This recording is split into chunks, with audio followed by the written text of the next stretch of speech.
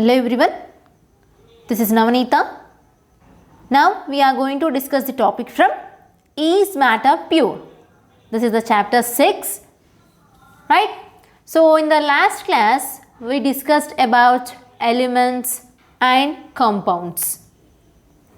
Okay, right. So we know the elements and compounds are pure substances. That means in elements, the elements are the homogeneous and have only one kind of substances, okay, and have atoms of only one kind. So here you can observe the carbon, okay, this is a coal. So in this you can observe the millions of the carbon atoms. So here it is completely filled with carbon atoms only. So we know elements means it has only one kind of substances. And come to the compounds. We know compounds are also pure substances and they are also homogeneous and has only one kind of substances. That means here in compounds the atoms ratio is fixed, right? So you can see the H2O. So in this always we have two hydrogen atoms and one oxygen atom here. So the ratio is fixed, right? Look at here.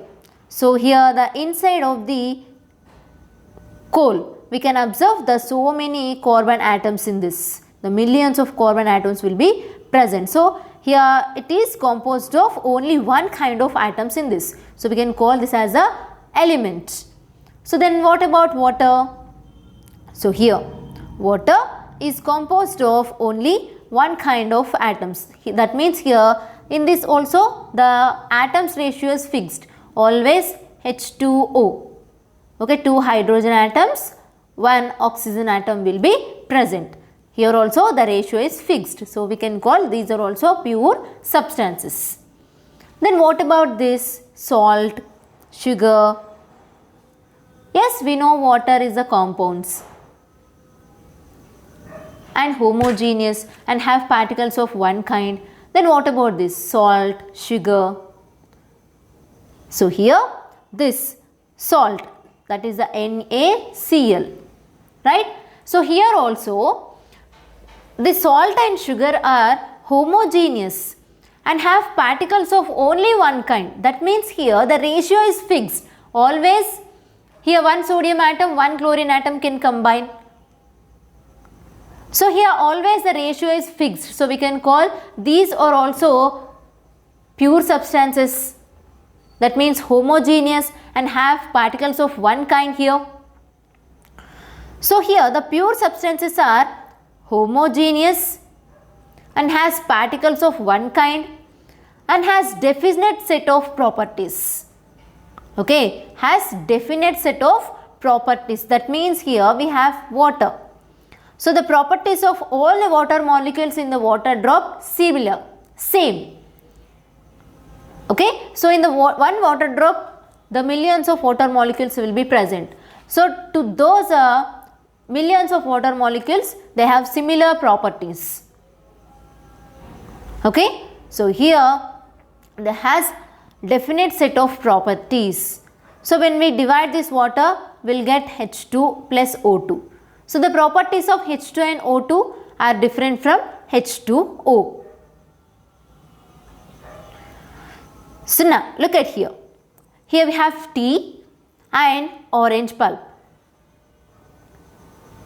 Okay, so here orange juice is there and tea. So how do you make tea? We know we will prepare the tea by using of tea leaves, milk, sugar, water. So here, can we separate here? Is there any chance to separate the tea leaves from tea or sugar or water or milk? Can we separate them again? No, we can't separate the tea leaves or sugar or milk or water from tea. So here the composition of tea is same throughout. Okay, so the composition is same throughout the solution. We can't separate the tea leaves, sugar, water, milk, right? And here the second one, here we have orange juice. So here to prepare orange juice we need orange pulp and water. In some cases we may also add sugar. So is there any chance to separate orange pulp from this juice? No, we can't separate because here the composition is same throughout. So we can say that these are the homogeneous. This tea and this orange juice are the homogeneous and have particles of more than one kind.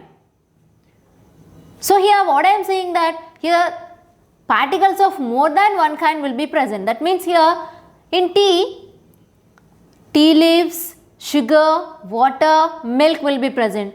In orange juice or water, orange pulp and in some cases sugar, whatever we add in that. Yes, so here more than one kind of particles will be present and these are the homogeneous. Okay. Now, when we observe closely this one drop of tea and one drop of orange juice, we can observe the particles. So you can observe here. Here different particles will be present. More than one kind of particles will be present in a one drop of tea, right? And similarly in one drop of orange juice also more than one kind of particles will be present. So here those are homogeneous. The tea and orange juice are homogeneous and have particles of more than one kind. And look at these pictures. So these are heterogeneous. Hetero means different. So how they are different? Look at here. So we have in the first picture sand dissolved in water. So we can observe the sand particles. Some sand particles are settled at the bottom of the beaker and some sand particles are float on the water, right? So here we can separate the water and sand very easily here. And you can see here in this picture in a beaker we have oil and water. So here we can separate oil and water also here. We can see the two layers here. The water will be settled down and oil will float on the water.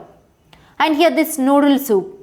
So we can separate the noodles and soup also. And here this is a choco chip ice cream. So here when we observe it, we can observe at some part more amount of choco chip will be present and at some part more amount of ice cream will be present. So we can separate all these. So these are the heterogeneous substances. So here these are called impure substances or mixtures. Impure substances are also known as mixtures. That means they are homogeneous or heterogeneous. Here homo means we'll take tea as example and heterogeneous means we'll take oil in water. Okay, so these are the impure substances only. We can also call mixtures. So here tea is a mixture and oil in water is a mixture. So here homogeneous means we observe that the tea composition is same throughout, and heterogeneous oil in water, there is no same composition throughout the solution. We can easily separate the substances there. And here two or more kinds of particles will be present. So when we take tea, so in that more than two kinds of particles will be present. That means we add tea leaves, sugar, milk, water, right? Here more than two kinds of particles will be present in tea. And when we take oil in water, here two different kinds of particles will be present, oil and water. And here mixed in any proportions. Mixed in any proportions means here to prepare tea, we can mix the sugar, tea leaves, milk, water in any proportion. The ratio is not fixed. Sometimes we may add more amount of sugar, more amount of milk or water or tea leaves. So we can mix the tea in any proportions. The particles are in any proportion. There is no fixed proportion to prepare tea. And constituents retain their properties. So constituents retain their properties means best example is oil in water, right? So here when we'll take oil in water, we can separate the oil from the water. So when we separate the oil, again it have the sticky nature. Okay, again it retains it a sticky nature, and water also, it has its own boiling point and melting point also. Okay, so here constituents retain their properties. When we separate them, the properties are similar only. There is no change in the properties. So oil is always a sticky in nature when we separate it from water. Again, it is a having sticky nature. So water, it has its own properties, right? There is no change in the properties.